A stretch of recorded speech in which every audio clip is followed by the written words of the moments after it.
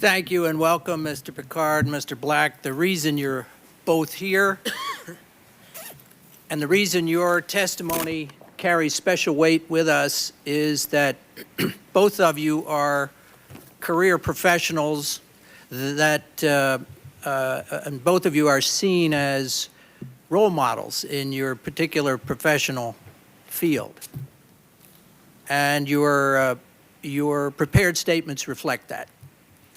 And please understand that the questions I am posing to you have nothing to do with the blame game or finger pointing. Our high responsibility is to draw the right lessons and to make real achievable recommendations for change. So that's what we need to find out. Now let's start with the presidential daily briefing that was just released at our request over the weekend. To me, the most significant sentence in that PDB is that after summarizing the history of the reporting from '98 forward, essentially, of growing alarm and threat in the intelligence community, the summary to the president was, quote, "We have not been able to corroborate some of the more sensational threat reporting, such as bin Laden wanting to hijack U.S. aircraft, etc." Well, the more sensational threat reporting was right. Why didn't the combined intelligence community, why weren't they able to corroborate something as essential as that? Mr. Black? Sir, looking at the PDB article, I would like to reflect upon the time of that. Clearly, this is a period of heightened threat. We had a global collection network out. We were receiving significant amounts of intelligence. It certainly was spiking. And all the indications that we had were clearly pointing at the Saudi Arabia Peninsula, Saudi Arabia, to a lesser extent, Israel, and Europe. So the focus, the tactical focus of the threat was certainly in that area. The strategic piece is that by Osama bin Laden's own words, stated he has a war against the United States. He wishes to strike the United States. In fact, he declared that American civilians should be considered as combatants. I think that PDB piece is basically a place marker that is a reminder to the principals that read these materials that whereas the tactical intelligence is pointing to locations overseas, that it is good to be mindful of what his ultimate objective is, that it is to strike hard against the United States. And I think that's essentially the balance between the two, sir. Thank you. In the last paragraph, the presumably FBI sources report and tell the president that there are some 70 full field investigations going on. We previously had testimony from Mr. Berger that in response to queries to the FBI on Al-Qaeda, the response was, "We got it covered." There have been reports, and we'll hear from that later, hear from him later on, that Attorney General Ashcroft, when querying about the terrorist threat, the FBI response was essentially, "We've got it covered." This PDB has the same tone. We're doing 70 field investigations on suspected Al-Qaeda personnel in the United States. We've got it covered. And our understanding is that this was, to put it nicely, a bit of an exaggeration, because 70 full field investigations have the aura of being a major, massive going to battle stations, where in fact it really referred into every single individual that was under investigation. So it was an exaggeration which gave a wrong perception at a time when the threat that we now know was really much further along. It seems a kind of a backhanded, offhanded way to be telling the President of the United States of efforts that the Bureau was doing. Could you address that? Mr. Lehman, you're correct with approximately 70 full field investigations. They focused on 70 individuals, give or take some. But first off, I did not have access to the PDB. I had never seen a PDB until September 11th. The FBI did not get to vet the article. I would find it a mischaracterization to say that anyone in the FBI said, we've got them covered. We only knew what we knew. The intelligence we had led us to these 70 individuals, and we worked on them as best we could. As I said in my statement, it's a give and take between Cofer and myself back and forth as to picking up bits and pieces of information. Those 70 in the United States, they were partly a result of FBI investigations, but credit has to be given very greatly to the CIA for giving us the information and for the other members of the intelligence community that they provided us with information to direct us to look at these individuals. Otherwise, we're operating in a vacuum where we don't know who to be on. We cannot, by any stretch, target any persons of a particular faith just because they belong to a faith. We're trying to identify people who are al-Qaeda operatives who might give either some kind of support, whether it's financial or otherwise, to these individuals. If I could elaborate on that for a minute, we know of al-Qaeda operatives in the United States, Hamas, Hezbollah. The Provisional IRA has operatives in the United States that we have investigations on. We have Russian intelligence officers, North Korean, Cuban intelligence officers within the United States. We have investigations on them trying to identify with whatever means we have available, including FISA, what they're doing and trying to catch them either in the act of espionage or prevent an act of terrorism. As far as those 70 cases, 2 of them were indicted and convicted on the East Africa bombing, not for actions they took here in the United States, but for what actions they took outside the United States. But both of them were U.S. citizens. We have another individual who is convicted of another criminal matter outside of terrorism. We also determined that some of these individuals who are foreign intelligence and CIA identified to us, they left the United States, and we made the handoff to the CIA to, can you go with your foreign counterparts and watch these people? We think they are of interest, but they did not do anything here in the United States that would cause us alarm. We had a number of them picked up on immigration charges because they had extended their visas. I could ask the FBI to provide you with a detailed listing, and I'd like to also caution that the number 70 is somewhat inaccurate. I don't know how that got into the PDB that way, but the actual number is inaccurate, and it's a classified number. I would not want Osama bin Laden to know how many we thought of his operatives were in the United States. But to take you up on your mention of the prohibitions on investigating religious institutions, the Levy restrictions and so forth, that... Educational institutions, too. So you were not able to target schools, mosques, and other sanctuaries. As you know, very shortly after the September 11th attack, some of the commercial databases like Axion, ISO, ChoicePoint, so forth, were queried, and nearly all of the 19 hijackers were very prominently covered with addresses, credit cards, locations, etc. Why did not the FBI make use of those commercial databases before 9/11? We were prohibited from utilizing a lot of those commercial databases by statutes and things like that. Yeah. That was one of the benefits of the Patriot Act, as I understand it. I have not read the act, and I'm not an attorney and don't want to start practicing.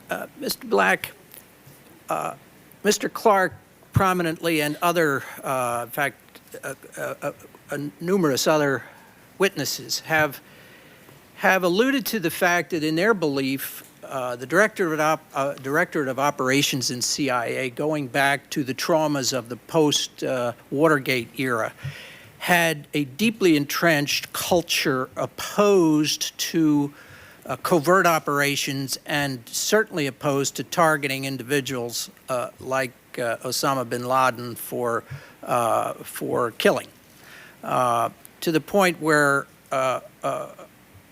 one of our witnesses under oath told us that one of your senior associates in the agency had said that he would resign rather than carrying out an order that would target Osama. Since we've heard it from more than one witness, is there a cultural problem in our Directorate of Operations in CIA?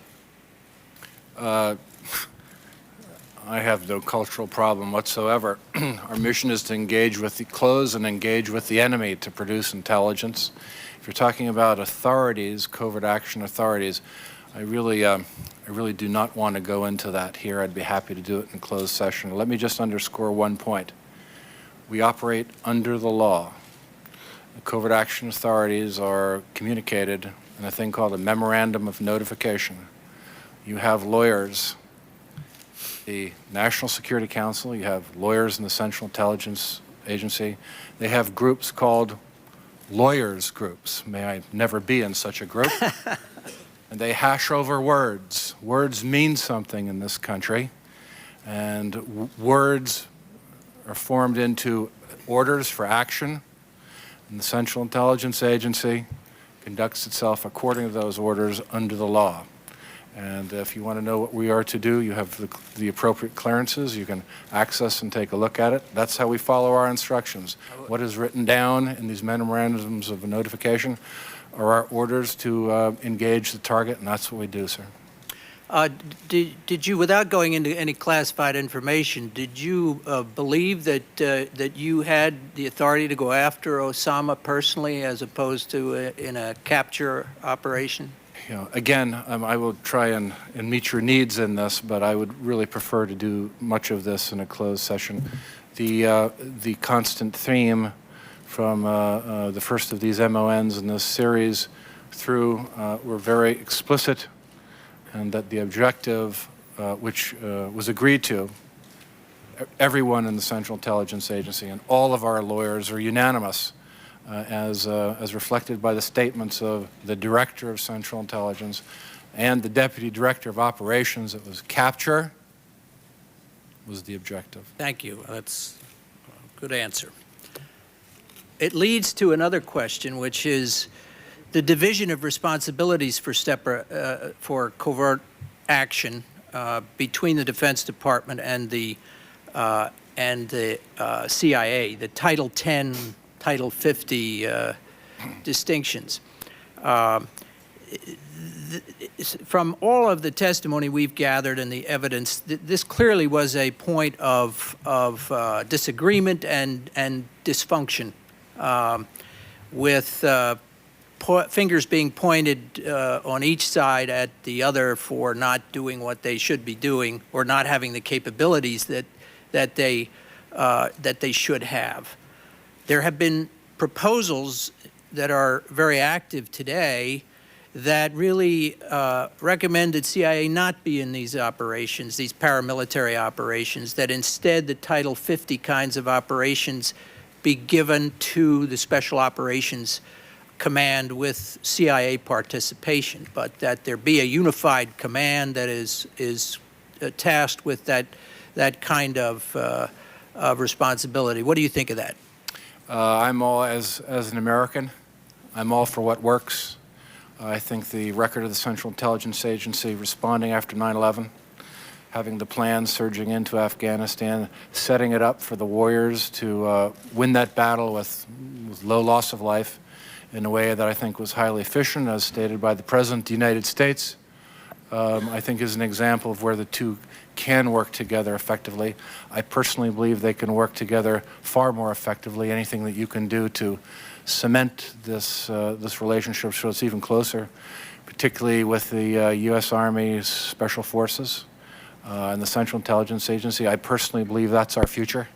In fact, in Afghanistan, when you see these personnel together, the civilians and the military are indistinguishable, and they all bring particular skills to the battlefield. So I think that's an area of great growth. We have a lot of commonality, and it should be encouraged. Thank you. I have one final question for both of you. First, Mr. Pickard, we've spent a lot of time on the coal, and you have addressed it very well in all of the benefits that have come out of the several hundred agents that were sent over there and the intelligence yield, although it certainly didn't interfere with 9/11, but it certainly has expanded our understanding of al-Qaeda since. But we've also had a very consistent testimony that from very high sources that the fact that the Bureau was not able to complete its investigation or wanted to take so much time to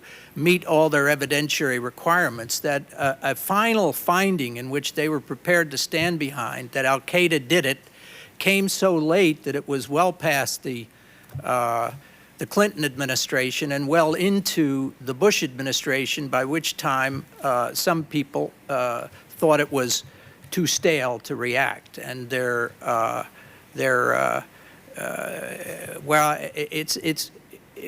having a hard time reconciling where everybody immediately in the community, throughout the community, the day after said it's Osama and it's al-Qaeda who did it. Yet there was not a willingness to go on record and formally say that until months and months after the fact. Could you, which many people have said was why we didn't retaliate and why we did not get any benefits from a deterrent attack of al-Qaeda capabilities in Afghanistan. Could you both comment on that first, Mr. Pickard? Yeah, I would like to comment on it. When the attacks happened, in the African embassy bombings, I was actually in charge of the FBI that day because Director Free was out of town. I dispatched our Washington field office because our standard operating procedure was if we didn't have any indication that a particular group was assigned to it, our Washington field office would be dispatched to any bombings in Europe, the Middle East, or Africa. For example, the Kobar Towers bombing, they were dispatched to that and became the Office of Origin on it. When the Cole happened, we had learned a lot from the East Africa bombings, and as a result, almost immediately, we lit up that it's got to be al-Qaeda. In addition, after about 3 or 4 days there, the first agents on the scene, based upon the planning and preparation that they observed in their limited investigation to date, we were confident, and we reported back to the Attorney General that we were firmly believed it was al-Qaeda. But our caveat was we could not take that to a court of law and bring an indictment. We needed further investigation and things like that. That's what happened in January. We were at the stage then working with the Southern District of New York that we could start to talk about specifically indicting al-Qaeda for the USS Cole. Thank you. I believe I think it's very important to be accurate in these things. You want to provide your customer with the best information you have. Instinct, professional instinct is good. In the wake of the Cole, we were able to pretty quickly determine that al-Qaeda associated people were involved in this. And I think by January we made what we described as the intelligence case. And the intelligence case, distinct from the law enforcement case, CIA doing the intelligence case. And what we came up with, yes, as I recall, yes, these are al-Qaeda associated people that conducted this operation. The area that we felt we needed to explore more was proof that there was a clear command-control relationship between the leadership of al-Qaeda, Osama bin Laden or Khalid Sheikh Mohammed, someone like that, that we could actually track to these individuals that actually executed the attack. Now, were I working for you, I would say, it looks pretty good that, and pretty early on, this is Al-Qaeda, you know. Well, that's great. It's based primarily on the little information I have access to, professional experience. We collected more intelligence around the world. We went about it globally, comprehensively. Our confidence went up.